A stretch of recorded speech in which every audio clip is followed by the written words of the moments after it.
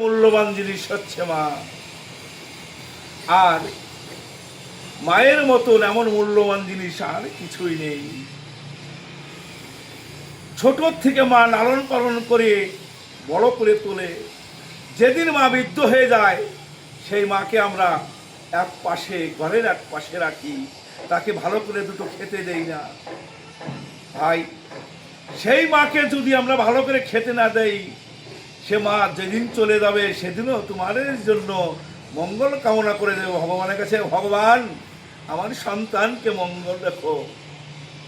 যেদিন উপরে চলে যাবে সেদিনও একই কথা বলবে, হে ভগবান আমার সন্তানকে মঙ্গল রেখো। তাই মায়ের মতন এমন দরদি পৃথিবীতে আর কিছু নাই।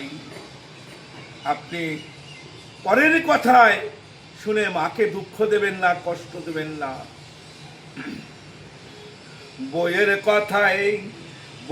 কথায় করো না ভাই মাকে অপমান, তোমার দেহে রক্ত মাংসু মায়ের অবদান। আর বউ হারালে বউ পাবি রে প্রতি ঘরে ঘরে, মা হারালে মা পাবি না হাজার সাধন করে। বইয়ের কথায় করো না ভাই মাকে অপমান, তোমার দেহে রক্ত মাংসু মায়ের অবদান। আর বউ হারালে বউ পাবি রে প্রতি ঘরে ঘরে, মা হারালে মা পাবি না হাজার সাধন করে।